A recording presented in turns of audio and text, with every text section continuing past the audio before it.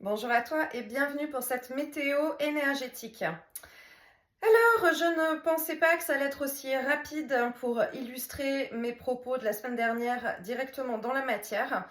Je pense que si vous avez suivi un petit peu l'actualité, vous vous rendez compte à quel point effectivement les énergies sont extrêmement puissantes et qu'il y a vraiment soit des très très hautes fréquences de lumière, soit des fréquences très très très très très basses.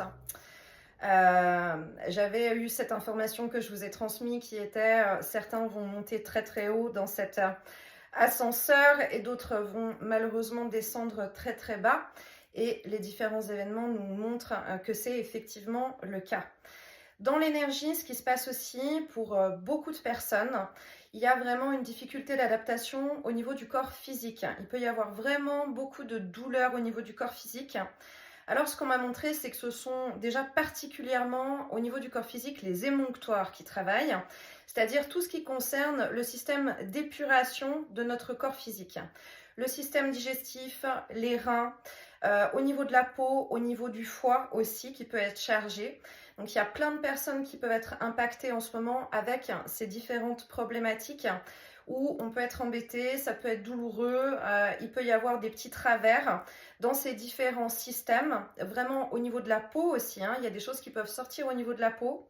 En fait, c'est vraiment tous les codes de lumière que nous recevons, notamment les flashs solaires aussi très importants, qui, en fait, notre corps physique doit s'adapter.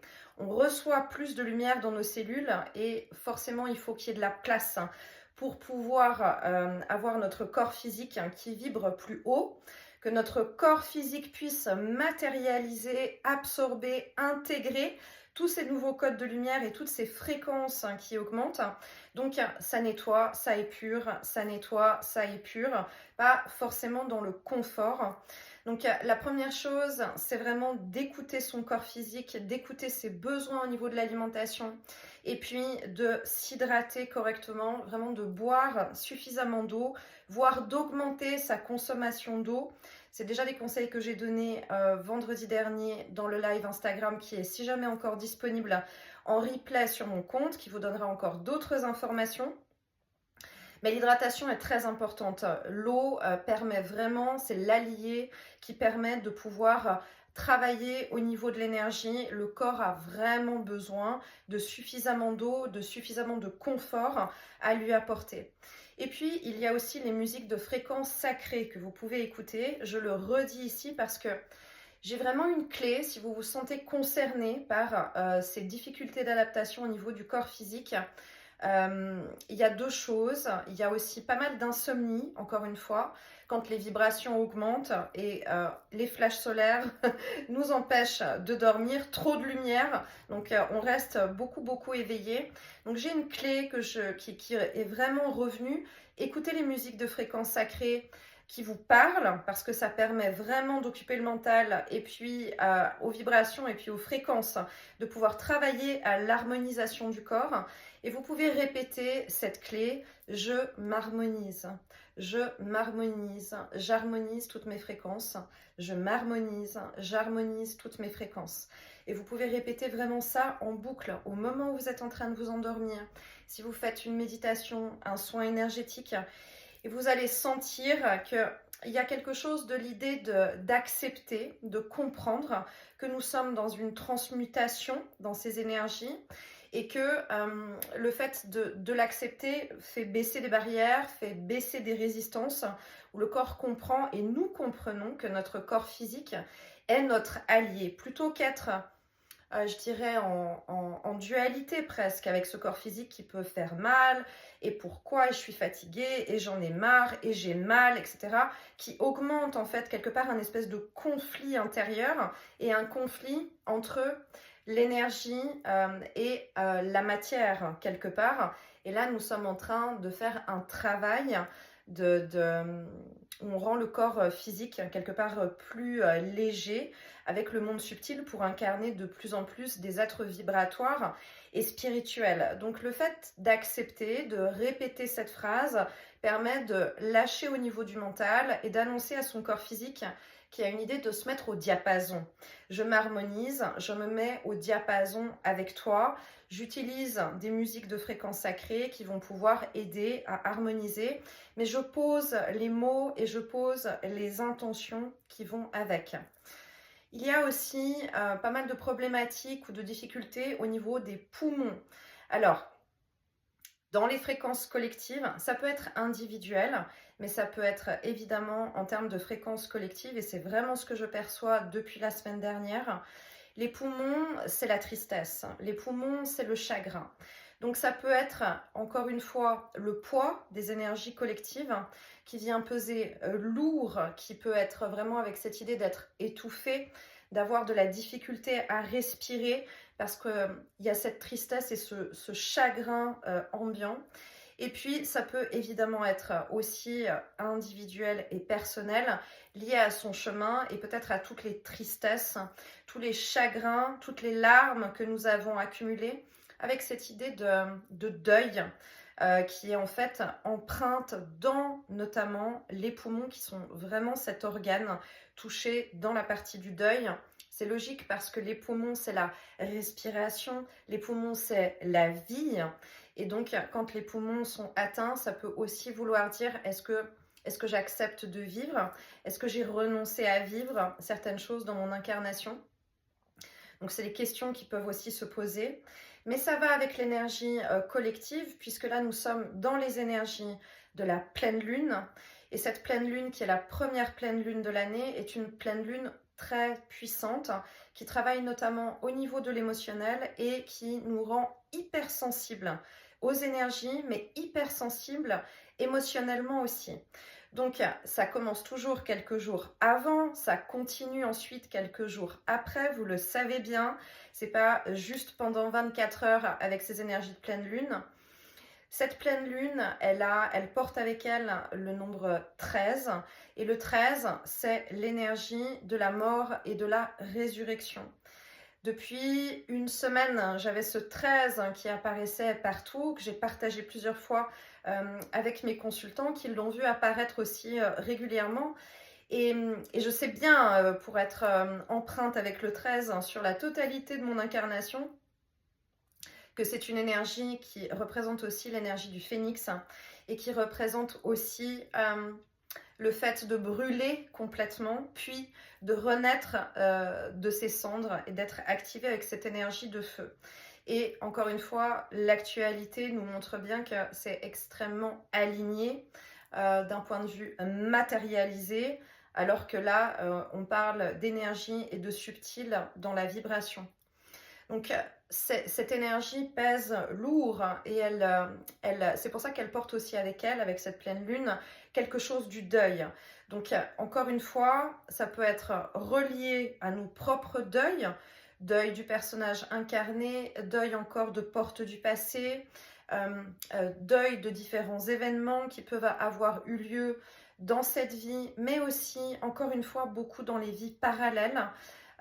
C'est encore ce qu'on m'a montré ce matin. J'avais encore beaucoup d'images de vies parallèles qui se sont présentées et notamment, je dirais, une mise en lumière de vies parallèles où il y a des événements traumatiques qui peuvent être importants.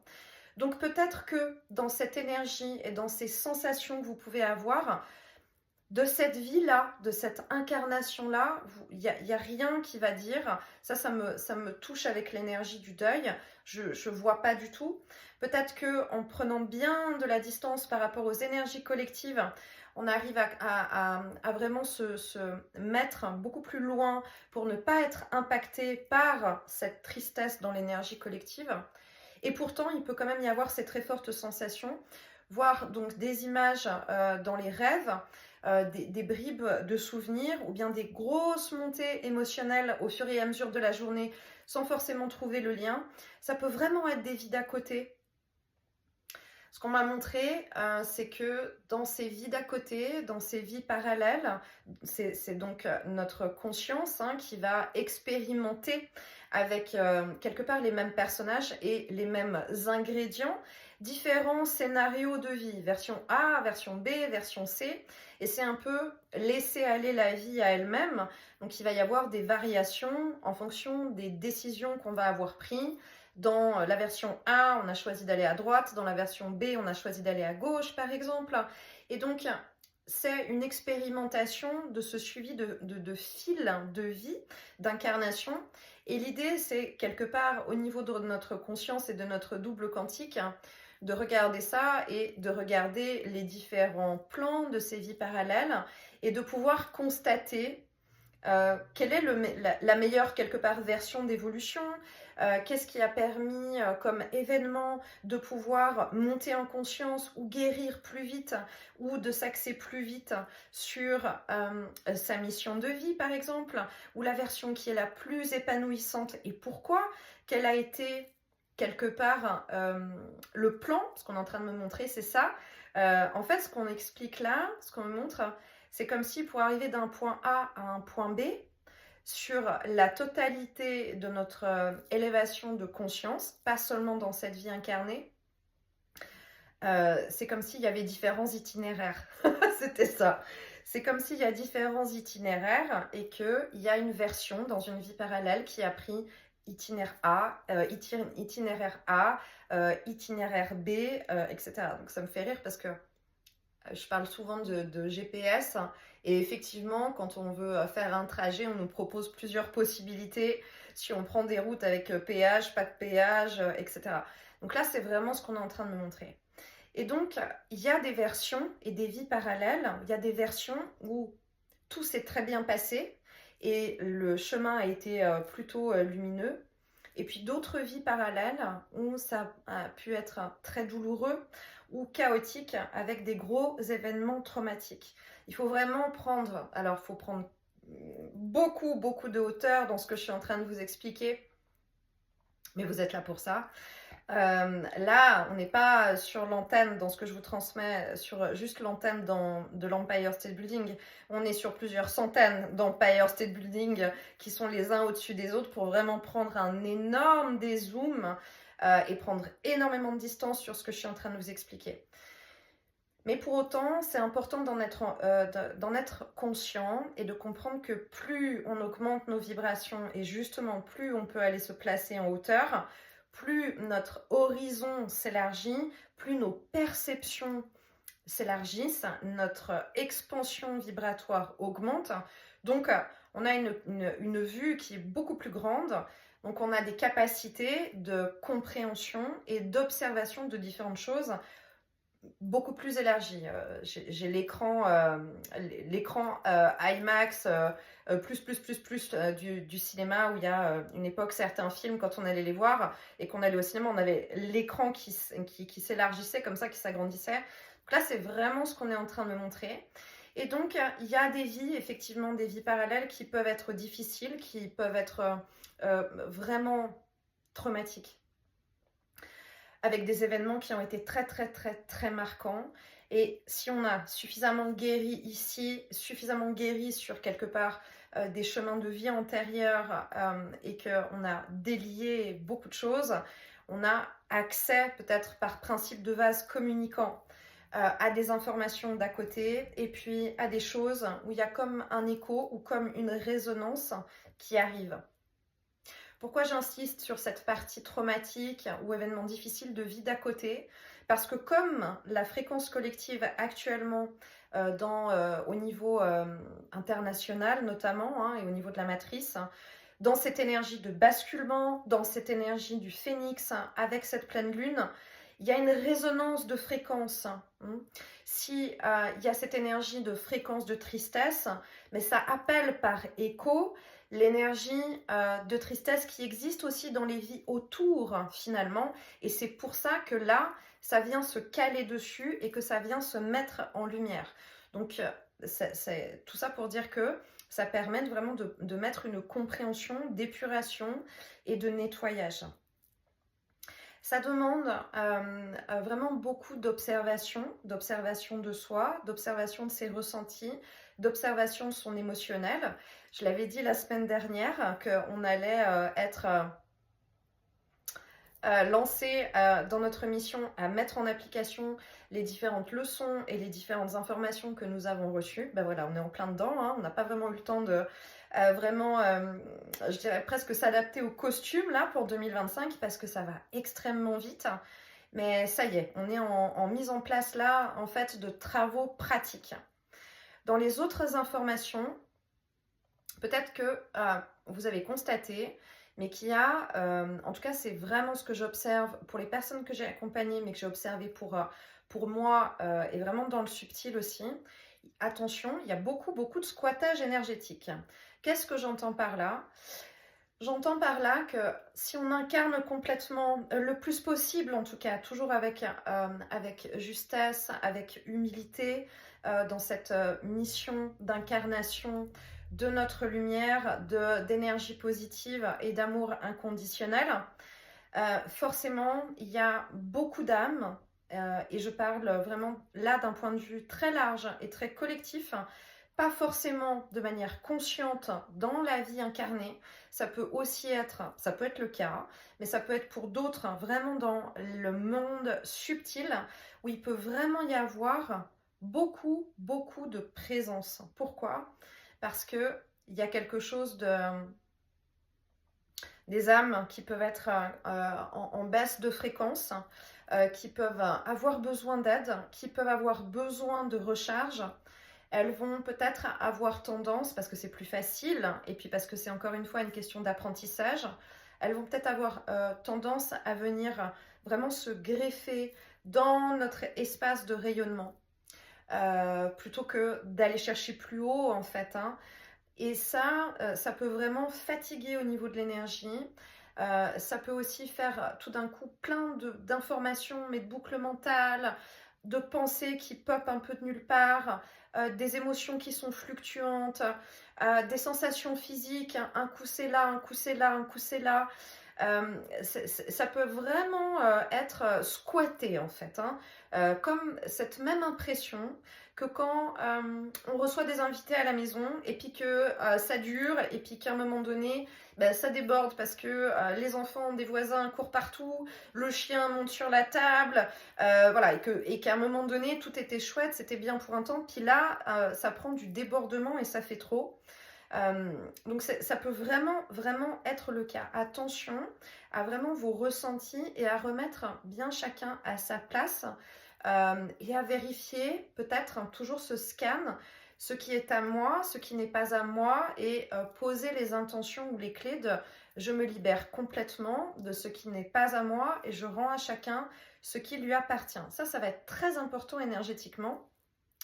Ce qu'ils sont en train de me montrer, c'est qu'on n'est pas, nous ne sommes pas des parents opossums, parce que les opossums se baladent avec tous les petits, hein, et des fois il y a 15 ou 20 petits qui sont sur le dos, et là, ce qu'ils sont en train de me montrer, c'est que nous ne sommes pas des parents opossums, et que c'est pas à nous de porter tout le poids du monde comme ça sur le dos, et que c'est important que chacun soit bien à sa place pour pouvoir grandir, pour pouvoir évoluer et pour pouvoir trouver son propre chemin de lumière. Il faudra quand même aller voir ce que ça, quelle est la symbolique, s'il y a une symbolique spirituelle sur les parents, sur les opossums.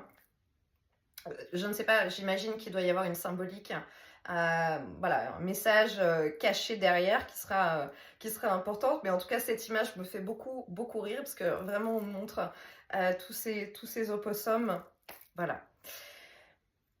Dans l'augmentation des perceptions, vous avez peut-être aussi constaté, et c'est plutôt une bonne nouvelle, il y a vraiment le voile, hein, entre la matière et le monde subtil est vraiment de plus en plus fin. C'est une évidence, hein, maintenant il y a vraiment cette image comment dire, de voile, hein, qui s'entremêle comme ça, presque comme quand il y a un courant d'air avec des rideaux, et puis que tout d'un coup, grâce au courant d'air, ça s'ouvre un peu plus et qu'on voit la lumière complètement derrière. Ça veut dire que, plus les perceptions hein, vraiment qui augmentent, vous avez peut-être constaté qu'il y a des changements qui sont très visuels. Peut-être que vous avez constaté que vous voyez des lumières, que vous captez des présences lumineuses, qu'il peut y avoir des variations lumineuses avec, c'est pas l'ampoule qui clignote, mais c'est tout d'un coup, il y a eu un changement de lumière avec une ampoule. Eh bien, c'est que nous percevons les êtres qui nous accompagnent et les présences de plus en plus, qui sont extrêmement nombreuses, de plus en plus, et on peut les percevoir. C'est la même chose avec les présences qui ne sont pas lumineuses. Vous pouvez aussi plus percevoir des passages des passages d'ombre, des passages de présence, des âmes errantes. C'est vraiment extrêmement visible. Et personnellement, ce que j'ai vu ce matin, qui était pour la première fois, donc je vous le partage parce que peut-être que ça va vous parler. Pour moi, de voir passer des âmes errantes, de voir des ombres traverser un couloir, etc., de voir des défunts, ça a toujours été le cas, d'accord? Et dans la matière, ça a toujours été le cas aussi longtemps que je me souvienne dans mon enfance. Je les voyais régulièrement, je savais qui était assis à quel endroit dans le canapé, je les ai toujours vraiment vus passer un petit peu partout. Mais par contre, ce que j'ai vu ce matin, c'était vraiment comme une espèce d'orbe, comme on voit passer les orbes lumineuses. Mais là, ce qu'on m'a montré et ce que j'étais, en tout cas, en accès et en capacité de voir, en étant complètement éveillée, c'était ce système d'orbes, mais d'orbes de l'ombre. Et en fait, c'était vraiment circulaire, comme une orbe. Par contre, ce qui était intéressant, c'était que c'était comme un petit essaim en fait de mini-insectes. Quand il y a des moucherons, vous voyez, quand il y a beaucoup de moucherons et puis que ça fait des gros blocs comme ça de moucherons qui se déplacent. Mais en fait là, c'était vraiment que circulaire et c'était vraiment petit comme une orbe et rond avec tout un truc moucheté comme ça, tacheté qui m'était montré. Et ça montrait bien une chose, c'est par rapport à ce qu'on voit dans des présences lumineuses et dans les orbes, et je pense que c'est pour ça que j'ai cette information à vous transmettre, c'est la densité de lumière. C'est dense, hein, c'est complet, ce sont des billes de lumière d'une puissance infinie, alors que ces orbes qui sont sombres, qui sont négatives, qui sont des égrégores de l'ombre, sont totalement poreuses, ils ne sont absolument pas du tout denses.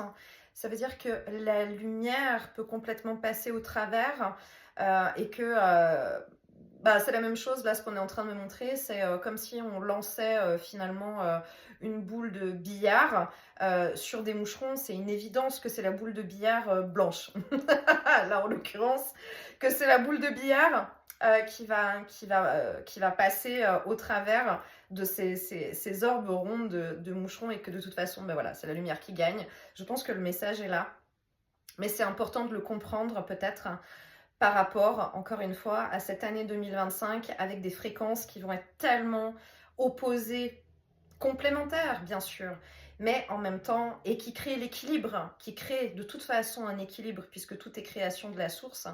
Mais on n'oublie pas qu'il y aura toute l'année ces lignes, encore une fois, de fréquences complètement lumineuses et blanches et de fréquences complètement noires et sombres. J'ai eu aussi comme message qui est revenu plusieurs fois dans les soins et que j'ai transmis à chaque consultant qui était concerné. Et finalement, à force de récurrence toute la semaine, et puis ce week-end qui reviennent sans arrêt comme information, je me suis rendu compte que c'était vraiment aussi une information qui était collective, donc je vous la transmets. Du point de vue des équipes de lumière qui nous accompagnent, nous sommes des enfants, n'est-ce pas? Nous apprenons à devenir dans notre incarnation nos propres parents. Et donc, il y a une chanson, et je vous laisserai aller l'écouter parce que c'est tellement juste et c'est tellement joli. Il y a une chanson de Yves Duteil qui s'appelle Sur une mappemonde. Alors, pour les moins jeunes d'entre nous, peut-être que ça vous parlera. Moi, je sais que quand j'étais enfant, c'est une chanson que j'ai apprise à l'école. Et vraiment, allez lire les paroles de cette chanson ou allez l'écouter et vous allez comprendre le message qui nous est transmis. C'est vraiment un message collectif pour nous, qui nous est transmis de ce qui se passe actuellement sur la planète et du positionnement en fait qu'on peut avoir par rapport à cette situation. Et je pense vraiment d'un point de vue global pour l'année. Et voilà, écoutez les paroles parce que je crois que c'est une confirmation, que c'est aussi probablement une annonce de différents événements qu'il va y avoir sur toute cette année, qui ne feront que, encore une fois, confirmer ce que nous sommes très nombreux à capter et à lire dans l'énergie.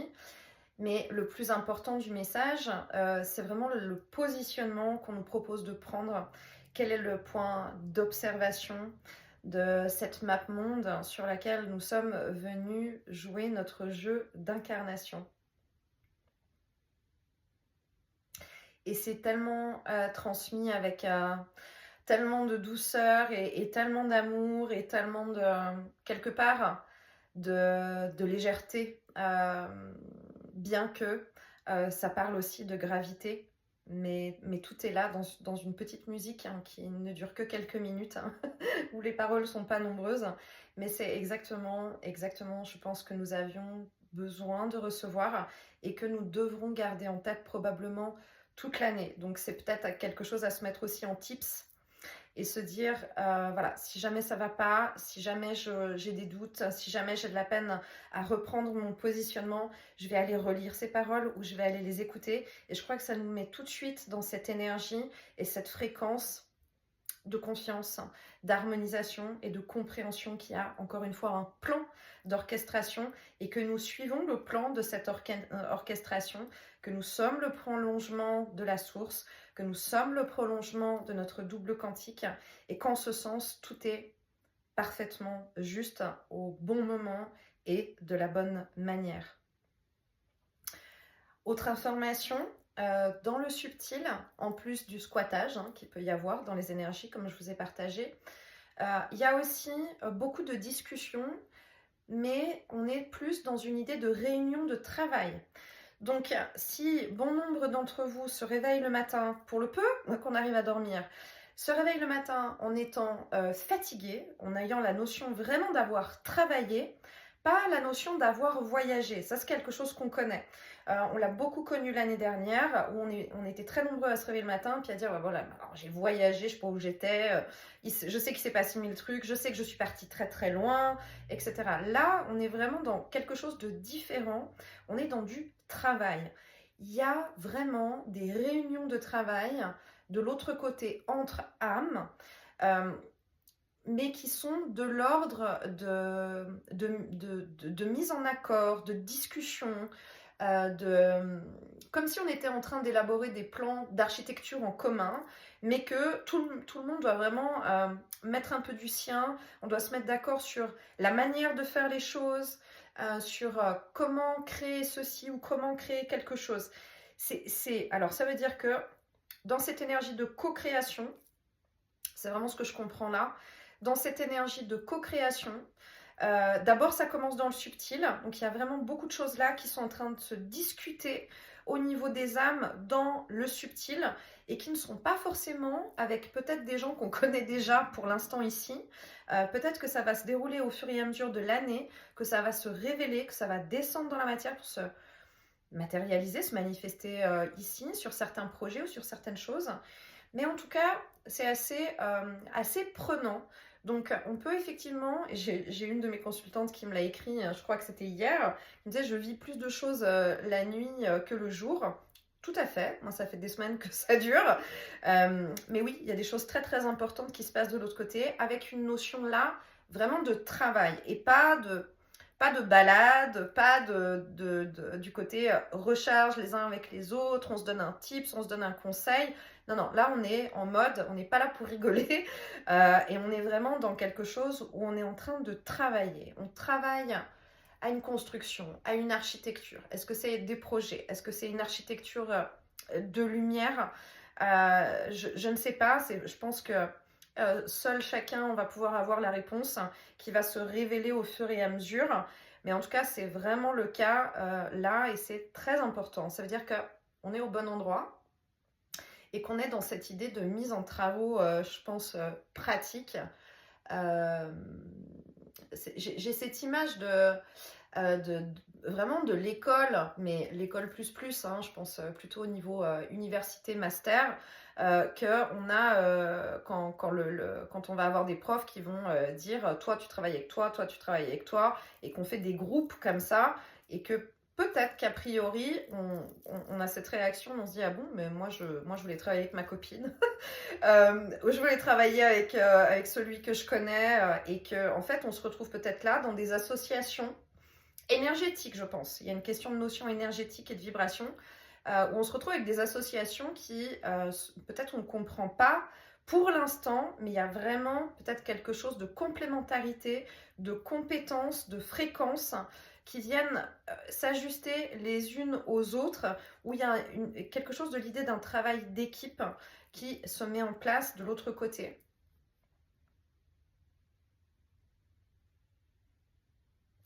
Et ça va permettre d'incarner, de s'aligner sur des choses qui vont se matérialiser dans l'année. Quelque chose qui va être à transmettre. Il y a en tout cas vraiment une notion de travail. La dernière information, et ça fait beaucoup d'informations. La dernière information, elle était aussi avec cette énergie de pleine lune.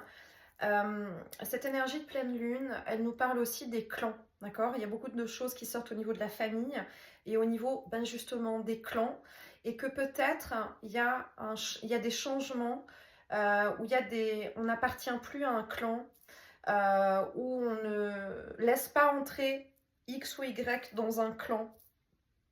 Au niveau familial, on sort de certaines fréquences.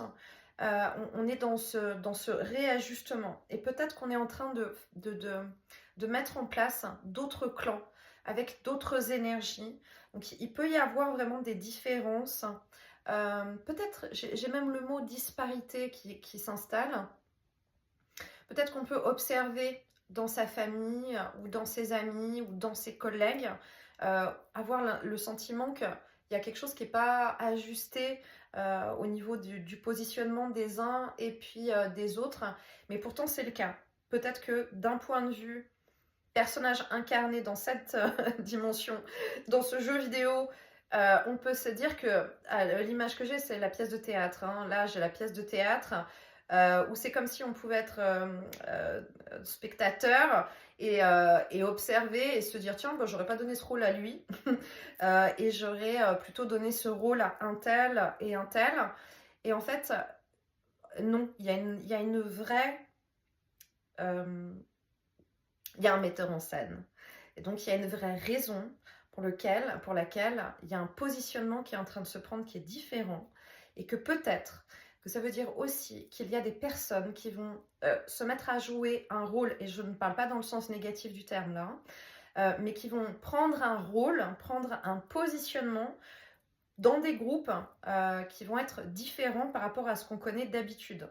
Dans le sens où peut-être quelqu'un qui était en retraite tout d'un coup va passer plus en mode leader, peut-être que quelqu'un qui est plutôt haut en termes d'énergie, plutôt clown, va tout d'un coup prendre le rôle du personnage beaucoup plus sérieux, beaucoup plus grave, hein, quelque part. Voilà, celui qui va être hyper ancré, ben peut-être que c'est celui-là qui va être comme un cerf-volant qui part dans tous les sens. Voilà, il peut y avoir vraiment une idée de, a priori, presque de disparité dans les rôles ou dans ce que on va pouvoir observer. Et pourtant, c'est vraiment ces mouvements énergétiques qui sont très justes dans le sens où on expérimente en fait, hein, on expérimente des rôles qui sont différents en fonction évidemment des événements de vie qu'on va vivre. On incarne un rôle quand on est parent, on incarne un autre rôle quand on est collègue, on incarne un autre rôle par rapport nous en tant qu'enfants de nos parents, etc., etc.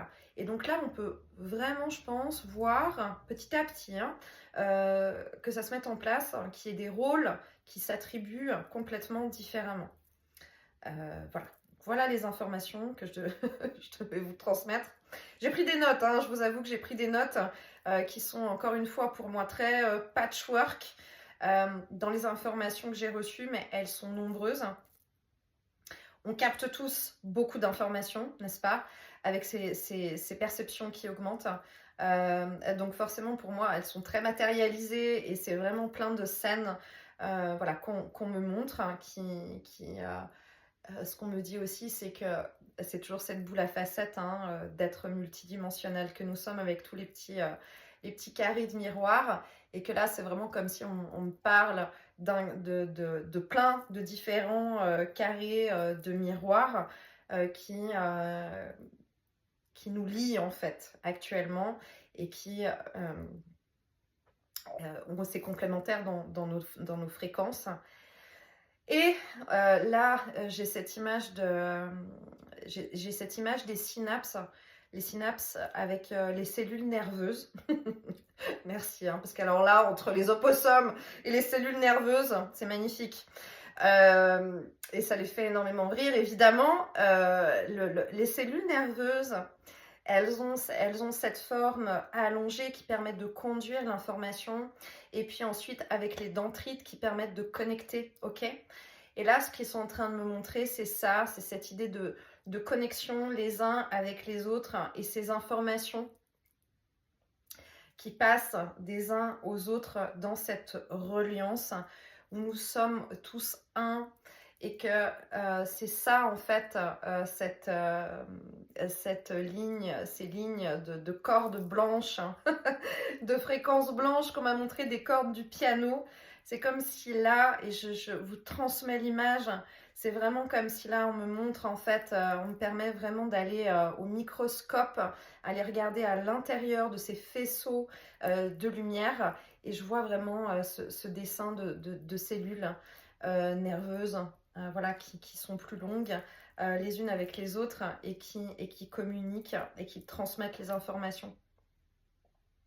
Je vais vous laisser avec ça parce que pour une météo énergétique, elle était déjà particulièrement complète. Donc je vais l'appeler météo et transmission évidemment et ce sera beaucoup plus juste. Je vous envoie beaucoup de lumière, beaucoup d'amour et je vous souhaite une très très très belle semaine connectée le plus possible avec l'amour et avec la lumière. À bientôt. Bye bye.